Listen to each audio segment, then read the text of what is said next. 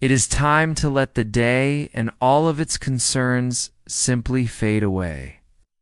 Find your most comfortable position and gently close your eyes. Let's begin with a single slow breath. Breathe in deeply, and as you breathe out, feel the tension begin to leave your body. There is nothing else you need to do tonight.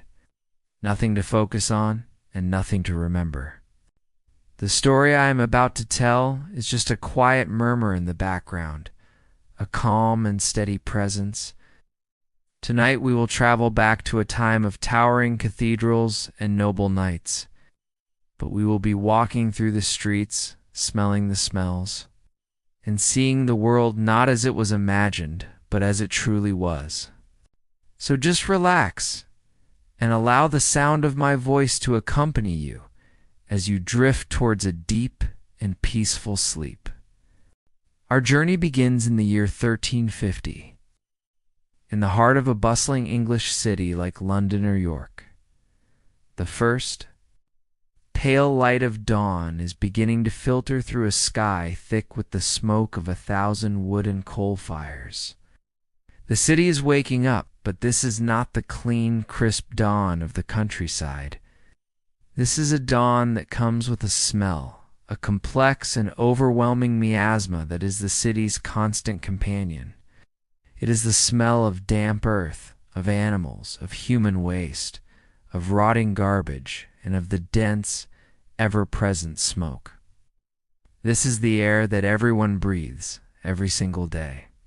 Let us imagine ourselves standing in one of the city's main thoroughfares. The first thing we notice is the street itself. It is not paved with neat cobblestones. It is a wide, uneven channel of hard-packed earth filled with pits and ruts. In the center of the street is a sunken, open channel, the kennel, which serves as the city's primary drain for rainwater and anything else that happens to flow into it. The ground is a damp, treacherous slurry of mud, animal dung, and straw, never truly dry except in the hottest weeks of summer. As the city's inhabitants begin to stir in the houses that loom over the narrow street, the first ritual of the day begins. A wooden shutter creaks open on a second-story window. A moment later, the contents of a full chamber pot are unceremoniously emptied into the street below. Foul cascade that adds to the slurry in the central kennel. A few moments later, another window opens, and the same thing happens again. This is the universal morning routine. There is no indoor plumbing, no sewer system. The street is the toilet. In some cities, a person emptying their pot might give a cursory warning cry to the street below. In Paris, it was famously garde as l'eau. Watch out for the water. A phrase that English travelers may have anglicized into the warning cry of Gardez-vous. But such warnings were a courtesy, not a rule, and anyone walking the streets at dawn did so at their own peril. The result is that the morning air is thick with a fresh, sharp stench that overlays the older, more stagnant smells of the city. The houses themselves contribute to the grime. They are mostly timber-framed, with the upper stories often jettied out, meaning they overhang the street below. This creates a dark, canyon-like effect, blocking out sunlight and fresh air, and ensuring the mud on the street below remains damp and foul. The narrow space between buildings becomes a trap for filth and smells. This is not a problem confined to the poorest neighborhoods. Even the main streets, the homes of wealthy merchants, are subjected to the same daily deluge. The concept of sanitation as a public health issue does not yet exist. The belief is that sickness is caused by miasma or bad air, a corrupting vapor that rises from the filth. The irony is that while their diagnosis was wrong, their instinct was right. The filth was indeed the source of the diseases that constantly plagued them, just not in the way they imagined. And as the sun rises higher, its weak, smoky light illuminates a city that is already, just minutes into the new day, covered in a fresh layer of its own waste. As the morning progresses, the city's human waste is joined by a new and ever-present layer of filth, that of the animal population. The medieval city is not just a home for people. It is a bustling, chaotic, and incredibly dirty barnyard. Animals are an essential and ubiquitous part of urban life. Their presence transforms the already foul streets into something even worse. The most visible and perhaps most notorious of these urban animals are the pigs. In many cities, pigs are the unofficial sanitation department, a walking, squealing solution to the problem of garbage.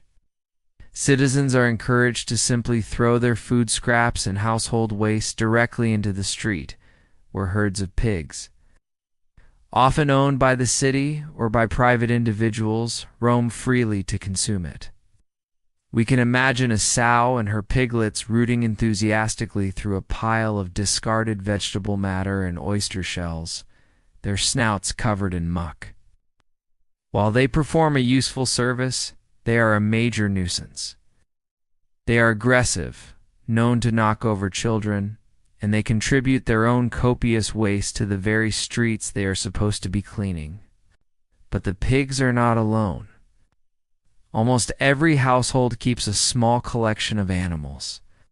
Chickens scratch and peck in the mud, searching for insects and spilled grain. Geese wander in aggressive flocks, hissing at passers-by.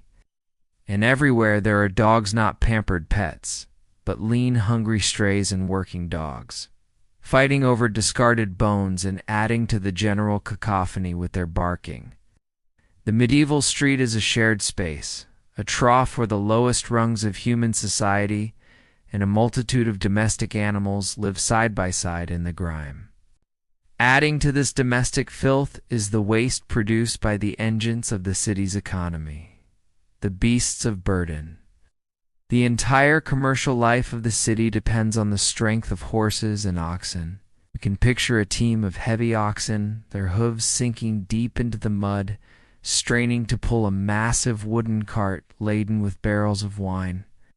A wealthy merchant, on his way to a meeting, trots by on a fine horse. A farmer brings his produce to market on the back of a donkey. Each of these essential animals leaves its mark. The streets are littered with piles of fresh dung, which is simply left where it falls, to be trodden into the mud by the next cart or pedestrian. The sensory experience of the street in the mid-morning is now complete. The sharp ammoniac smell of the morning's chamber pots is now blended with the earthier, more pungent smells of animal waste. The ground is a treacherous, churned-up slurry of mud, human excrement, rotting garbage, and the dung of countless pigs, horses, and oxen. To walk through the city is to navigate a minefield of filth, a constant assault on both the nose and the feet. City councils occasionally pass ordinances attempting to control the chaos, ordering citizens to keep their pigs penned, for instance, but these laws are almost impossible to enforce. The economic necessity of these animals, for food, for transport, and for sanitation, far outweighs any nascent desire for public cleanliness. The street is not just a path from one place to another. It is a living, breathing, and profoundly dirty ecosystem, a shared trough for man and beast alike. Beyond the general, pervasive filth of daily life, the medieval city contained pockets of a much more concentrated industrial foulness. As our sensory journey continues into the late morning, we turn down a street where the smell intensifies, becoming sharp, coppery, and visceral. This is the Shambles, the street of the butchers, a place that is less a collection of shops and more an open-air slaughterhouse. Here, the central kennel in the street runs not with muddy water, but with a thick, dark stream of animal blood.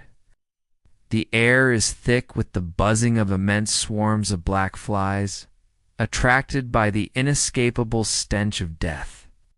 Butchers work in the open fronts of their shops, their heavy aprons and arms stained dark red. The sounds are of heavy cleavers hacking through bone, of carcasses being dropped onto wooden blocks, and of the shouting of the butchers as they advertise their cuts of meat. Piles of animal hides, horns, and hooves are stacked against the walls, waiting to be sold to other craftsmen. Barrels and baskets overflow with offal and entrails, the unwanted parts of the animal, which are often simply tossed into the street for the pigs and dogs to fight over. The ground is a slick, treacherous carpet of blood, gore, and animal fat. To walk through the shambles is to be completely immersed in the brutal, bloody reality of where meat comes from, an experience that assaults the eyes as much as it does the nose. From the butchers, our journey takes us to another district, usually located downwind and alongside the city's river. The smell here is different, but in many ways, far worse. It is a sharp, chemical stench, an overwhelming miasma of ammonia and decay. This is the quarter of the tanners, the men who perform the essential but repulsive task of turning raw animal hides into leather. The tanning process is a chemically intensive one, and the chemicals of the medieval period were organic and profoundly foul. We can imagine walking past a tanner's workshop, a yard filled with large wooden vats. The first step in the process is to remove the hair and flesh from the raw hides. To do this, the tanners would soak the skins for days in a potent alkaline solution.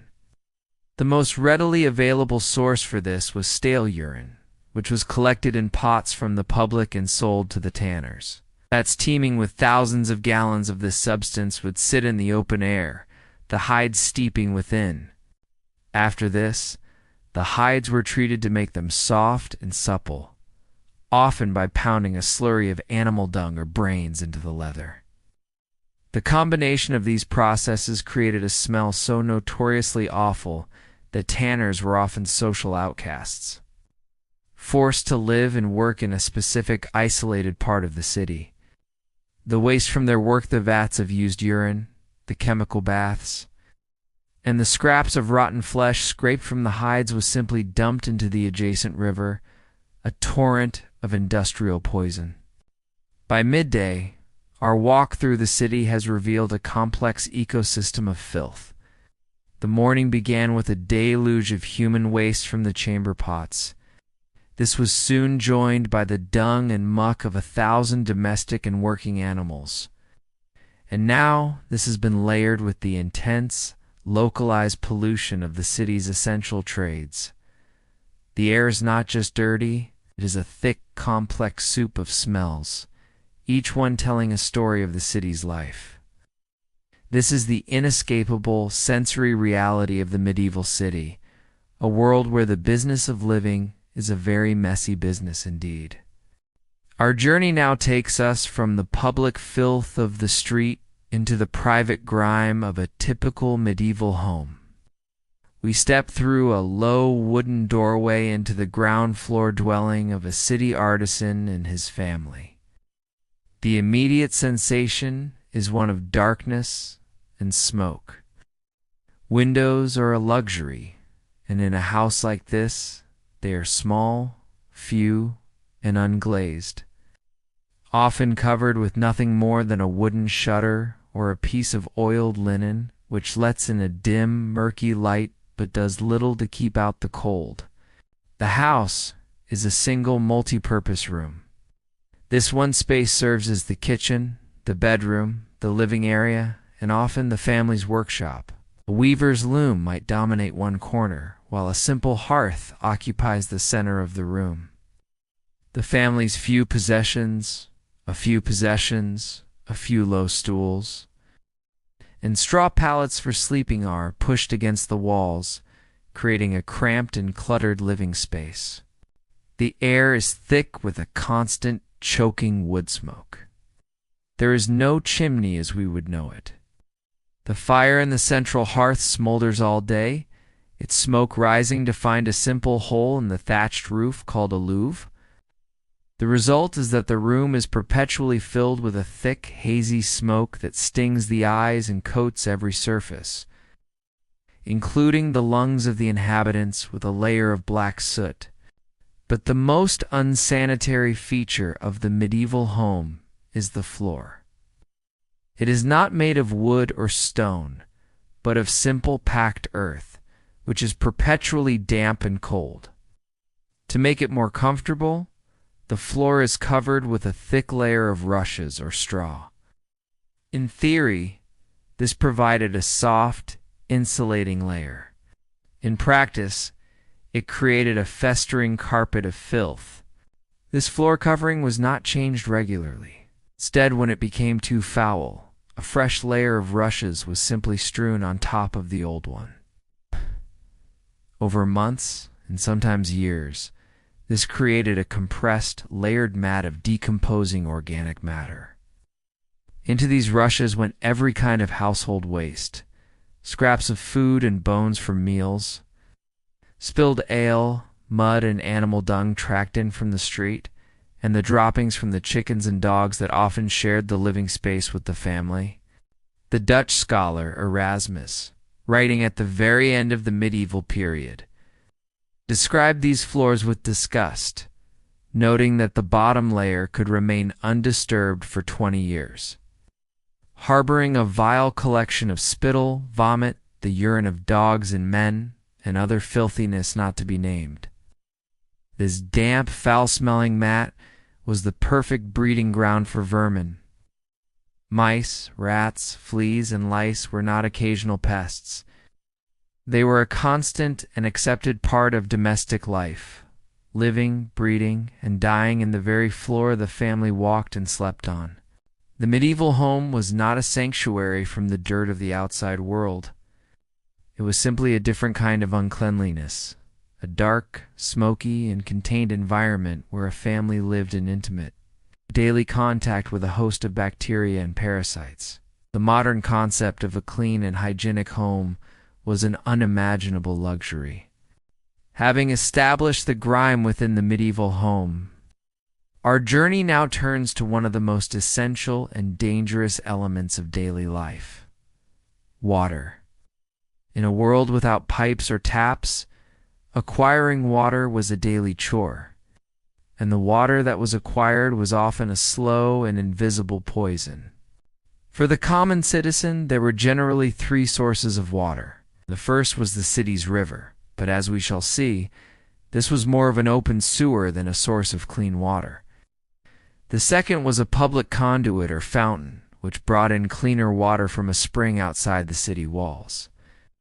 These were limited in number, however, and often located in the wealthier districts, with long queues of people waiting to fill their buckets. For the vast majority of the population, the primary source of water for drinking, cooking, and washing was the communal parish well. We can imagine a well in the center of a small square, or more commonly in the middle of the churchyard. It is a stone-lined shaft sunk into the earth, with a simple wooden winch and bucket to draw the water up. This well is a hub of community life. Women gather here in the morning, exchanging gossip as they wait their turn to fill their heavy wooden pails. It is a source of life, the center of the neighborhood. It is also a primary source of disease. The danger of the well lay in its unseen connections to the filth of the city. Just a few yards away, in the small back gardens and cellars of the surrounding houses, were the cesspits. A cesspit was simply a hole dug in the earth, into which a household's daily accumulation of human waste was deposited. These pits were rarely lined with stone or clay. They were designed to allow the liquid waste to seep away into the surrounding soil. Similarly, the well was often located within the parish graveyard. City churchyards were notoriously overcrowded. Generations of the dead were buried in shallow graves, often stacked one on top of the other. The process of decomposition released a host of organic matter directly into the ground. The result was inevitable. The contaminated liquid from the cesspits and the leaching fluids from the graveyard would slowly seep through the porous earth and directly into the groundwater table. This was the same groundwater that fed the well. The water that the citizens drew up, which may have looked clear and cool, was often teeming with invisible bacteria from their own waste and their decomposing ancestors. This constant low-level contamination was the engine of medieval disease. Sicknesses that we now know to be waterborne were a constant and accepted part of life. Dysentery, known as the bloody flux, was a common killer. Typhoid and cholera-like illnesses would sweep through neighborhoods, their cause a complete mystery to the people who suffered from them. The population, especially infants and children, lived in a state of constant war with their own drinking water. The very wealthy and the powerful, of course, often had access to cleaner sources. A great lord's mansion or a monastery might have its own deep private well, sunk far below the level of surface contamination, or even have its own private pipeline made of hollowed-out logs or lead that tapped into a distant clean spring. For the elite, clean water was a private luxury. For the common person, dangerously contaminated water was a public reality. The well, the very heart of their community, was a silent and constant source of the sickness and death they prayed to God to be spared from in the adjacent church. Our journey through the medieval city now takes us to its commercial heart, the bustling and crowded central marketplace. This is the primary source of food for the city's inhabitants, a vibrant hub of activity where farmers from the surrounding countryside and local artisans come to sell their wares. It is also a place of profound, almost unimaginable, unhygienic practices. The marketplace is a large open square, but the ground underfoot is the same churned-up slurry of mud and animal dung as the city's streets. The stalls are simple wooden tables and booths, with little more than a cloth awning to protect the goods from the elements. Ow. There is no refrigeration, no concept of food safety as we would understand it. Let us first approach the butcher's stall. Here, the carcasses of freshly slaughtered animals hang from hooks in the open air, completely uncovered. They are a magnet for immense swarms of buzzing flies, which the butcher makes only a token effort to wave away. He chops the meat on a massive stained wooden block that has absorbed the blood of countless animals and is never properly scrubbed. The fishmonger's stall is nearby, the fish laid out on a wooden table, their eyes already beginning to cloud over as they slowly spoil in the open air. The smell of slightly off meat and fish is a constant and accepted part of the market's atmosphere. The produce stalls are a little better. Piles of vegetables and fruits are often displayed in wicker baskets that sit directly on the muddy ground. They are often bruised, dirty, and crawled upon by insects. Loaves of bread are laid out on cloths of questionable cleanliness, handled by the baker, the customer, and anyone else who passes by. Beyond the visible dirt, there is the invisible threat of food adulteration. In a world with little effective regulation, many unscrupulous sellers would try to cheat their customers. It was a common practice for bakers to mix cheap and indigestible fillers like sawdust, chalk, or even dirt into their flour to make their loaves heavier and their supplies last longer. Vintners, selling wine from a large cask, might add lead acetate, a substance known as sugar of lead, to sour wine to make it taste deceptively sweet, a practice that led to slow lead poisoning. Butchers might try to disguise the smell of spoiled meat by rubbing it with strong spices, or pass off the meat of a dog or horse as a more expensive cut. The city's guilds and authorities made efforts to punish such fraud, but it was rampant. The result was that every meal was a gamble. Food poisoning was not a rare and unfortunate event. It was a common and persistent feature of life. A simple purchase of bread or meat from the market could lead to days of debilitating sickness. And for the already weak or the very young, it could easily be fatal. The marketplace, the very place people went to acquire the sustenance needed for life, was therefore a minefield of contamination.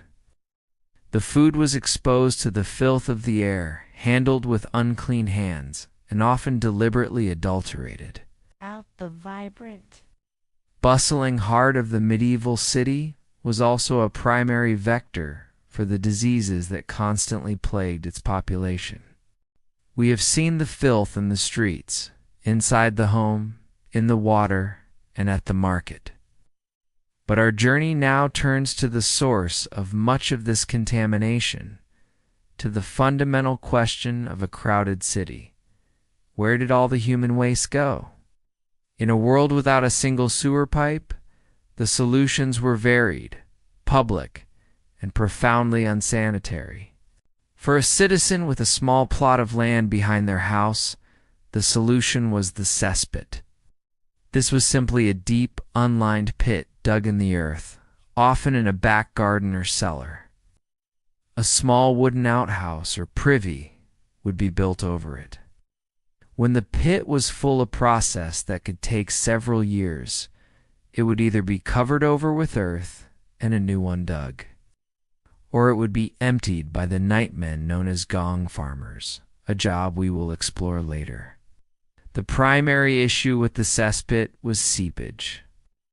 Being unlined, it constantly leached its liquid contents into the surrounding soil, poisoning the ground and, as we have learned, contaminating the nearby wells. For the wealthier inhabitants of stone houses or in castles and monasteries, a more sophisticated system existed: the garderobe. A garderobe was a small room or closet with a stone or wooden seat that had a hole in it. This hole opened onto a vertical shaft that ran down the inside of a thick wall. The waste didn't magically disappear. The shaft simply channeled it outside, emptying directly into the castle moat, a nearby river, or in many cases just down the exterior wall, to create a foul-smelling pile at the base of the building. The name garderobe literally meant wardrobe, as people would often hang their clothes in the shaft, believing with some justification that the strong ammonia fumes from the decomposing waste would kill fleas and lice. For the vast majority of the urban poor, crammed into tenements with no access to a private yard, even a cesspit was an impossible luxury. For them, there were two main options. The first, as we have seen, was the chamber pot. Its contents simply tossed into the street kennel with the hope that the next rain would wash it away. The second option was the public latrine. These were considered great feats of medieval civic engineering. The most famous examples were often built upon bridges. On London Bridge, for instance, there was a large public latrine with many seats, known as the Longhouse. It was a long stone building that cantilevered out over the side of the bridge. Its toilet chutes emptying directly into the River Thames below. From the perspective of the city planners, this was a perfect solution. The powerful current of the river would simply carry the waste downstream, away from the city. All of these methods, the seeping cesspit, the open chute of the garderobe, the public latrine on the bridge, and the simple chamber pot had one thing in common. They did not treat, contain, or purify human waste in any way. They simply moved it from the immediate vicinity of the person to the slightly less immediate environment of the ground, the street or the river, ensuring that the entire city, its soil, and its waterways were saturated with filth. All of the city's waste from the chamber pots, the cesspits, the garderobes ultimately flowed towards one central destination: the river. The river that ran through the heart of the city was its primary highway, its source of commercial life, and most consequentially, its open sewer. It was the great moving repository for every kind of filth the city could produce. Our journey takes us now to one of the city's bridges, perhaps the famous shop-lined London Bridge. We look down into the water below. It is not clear and sparkling. It is a murky, brown, and sluggishly moving liquid, choked with floating debris. From the public latrine built on the bridge itself, a steady stream of raw human sewage falls directly into the current. The street kennels, those open drains in the center of every street, are designed to channel rainwater, and with it, the accumulated filth of the city down towards the river. After a heavy rain, the river's edge would be a foul delta of mud, animal dung, and human waste. But it is not just the waste of daily life that ends up here. The river is the designated dumping ground for the city's most foul industries. We can imagine the water near the shambles, the butcher's district, being permanently stained to dark, rusty red from the constant torrent of blood and offal that flows into it.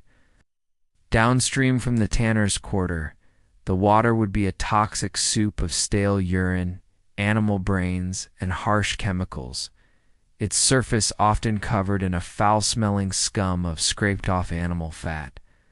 Other trades added their own unique poisons to the mix.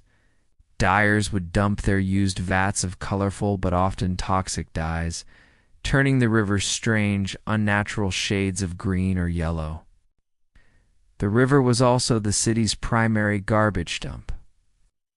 People would simply walk to the nearest bridge or riverbank and toss in their household refuse: broken pottery, old shoes, bones from last night's dinner, and rotting vegetable matter. It was also the most convenient place to dispose of a dead animal. The carcasses of dogs, cats, pigs, and even the occasional horse could be seen floating in the current, slowly decomposing as they drifted downstream. This constant deluge of waste had a profound effect on the river's ecosystem. The water was thick, deoxygenated, and incredibly polluted, and yet the city depended on it. Barges and small ships still navigated the waterway, their crews breathing in the foul air. Fishermen would cast their nets into these contaminated waters, pulling out fish that were then sold in the city's markets. Women would come down to the river's edge to wash their clothes, pounding them against stones in the same water that carried the city's sewage. The river, the very feature that had allowed the city to grow and thrive, was transformed into a massive, festering vector of disease. It was a beautiful, life-giving artery that had been turned into a cloaca, a great sewer running through the heart of the city, carrying a slow-moving tide of poison and filth. Surrounded by a world saturated with filth, how did the medieval city dweller attempt to stay clean?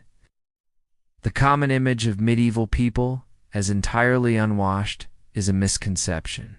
Cleanliness was valued and people made efforts to maintain their personal hygiene. But their methods were limited and their standards were vastly different from our own. For the very wealthy, a hot bath in a private wooden tub was a rare and luxurious event. It was a time-consuming and expensive process that required servants to haul and heat dozens of gallons of water. It was certainly not a daily occurrence. For the common citizen, the most accessible place for a full body wash was a public bathhouse, often called the stews. These establishments offered hot water, steam rooms, and a social atmosphere. However, They quickly gained a sordid reputation as centers for prostitution and drunken behavior. The church frequently condemned them, and as outbreaks of disease became associated with them, their popularity waned among more respectable folk. For the vast majority of the population, daily hygiene was a much simpler affair. It did not involve a full immersion in water. Instead, it consisted of a quick wash of the hands and face in a basin of cold water, likely drawn from the local contaminated well. This was the beginning and end of their daily cleaning ritual. The products we consider essential for hygiene were either non-existent or radically different. Soap existed, but it was not the pleasant scented bar we know today. It was a harsh, caustic substance, often made at home from rendered animal fat and wood ash. It was used primarily for laundry and was too harsh for most people to use regularly on their skin or hair. Dental hygiene was rudimentary at best. People would clean their teeth by rubbing them with a rough linen cloth, sometimes with abrasive powders like salt, chalk, or crushed sage leaves to scrub away grime. There were no toothbrushes or toothpaste. As a result, bad breath, decaying teeth, and painful gum diseases were a nearly universal affliction. The concept of deodorant did not exist. People simply smelled of the natural odors of the human body, sweat, and oil compounded by the ambient smells of wood smoke. Their work, and the city itself. Wealthy individuals might try to mask these smells by carrying a pomander, a ball of fragrant herbs and spices, or by putting scented powders on their clothes. But nothing prevented the smells in the first place. The most intimate and inescapable consequence of this standard of hygiene was the constant presence of parasites. In a world of infrequent bathing and rarely washed woolen clothes, lice and fleas were a universal and accepted misery, shared by peasant and king alike. Delousing one another's hair was a common social and familial activity, a routine part of life like mending clothes or cooking a meal. Bedding, made of straw that was infrequently changed, was a haven for bedbugs and other pests. Life was a constant, itchy battle against an army of tiny, unseen tormentors. The medieval individual's relationship with cleanliness was therefore a constant compromise. They lived in a state of intimate companionship with dirt, bad smells, and parasites, a reality that was simply an accepted, or unpleasant a feature of their world. Our journey through the filth of the medieval city has revealed a world saturated with waste. We have seen it in the streets, in the homes, in the water, and on the food. We now turn to the ultimate and most terrible consequence of this unsanitary reality: the constant, overwhelming presence of disease and death. The medieval city was, in effect, a perfectly designed incubator for sickness. The overcrowding, the contaminated water, the lack of hygiene, and the populations weakened by poor nutrition created a fertile ground for epidemics to flourish. The most direct link between the filth and the sickness was the city's vast population of vermin. The mountains of garbage, the foul rushes on the floors, and the general disarray of the city provided an ideal habitat for an enormous number of rats. Specifically, the black rat, Rattus rattus, was the medieval city dwellers' constant, unseen companion. They thrived in the thatched roofs, the dark cellars, and the cluttered alleyways, living in a parallel, parasitic society alongside humans. And on these rats lived another, even more dangerous creature, the flea. The fleas fed on the blood of the rats, and in doing so, they became the carriers for the deadly bacterium Yersinia pestis. This was the chain of transmission for the most devastating pandemic in human history, the Black Death. The story of the plague is a story of filth, an infected flea, living on a rat, could travel from city to city on a grain ship or a merchant's cart. When the host rat died, the hungry flea would simply jump to the next warm body it could find. In the cramped, crowded conditions of a medieval home, that new host was almost always a human being. The unsanitary environment ensured that the rat and human populations lived in a fatal intimacy, allowing the plague to spread with terrifying speed and efficiency. But the plague was only the most dramatic example. Filth fueled a host of other diseases. The final stop on our sensory tour of the city is perhaps the most somber: the parish churchyard. In the medieval city, the dead were not buried in distant, isolated cemeteries. They were buried right in the heart of the community, in the cramped plot of land surrounding the local church. These graveyards were ancient and chronically overcrowded. After centuries of burials, the ground level of the churchyard was often several feet higher than the surrounding streets, a man-made hill of the dead. During times of high mortality, such as a famine or a major epidemic, the problem became acute. There was simply no more room for individual graves.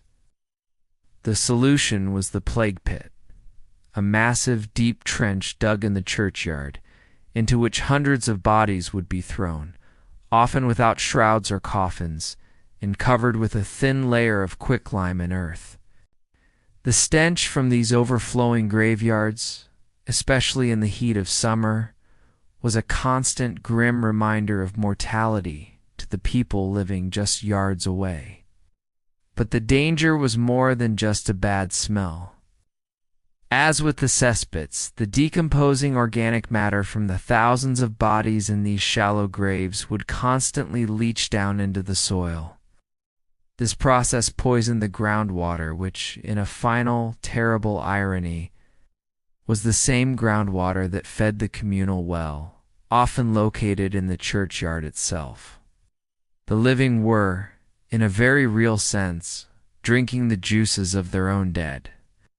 The city was a closed loop of contamination, a death trap, where the filth of the living and the decay of the dead conspired to create a permanent state of sickness.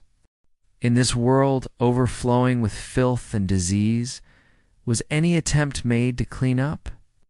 The answer is yes, but the task was a monumental, endless, and often disgusting struggle.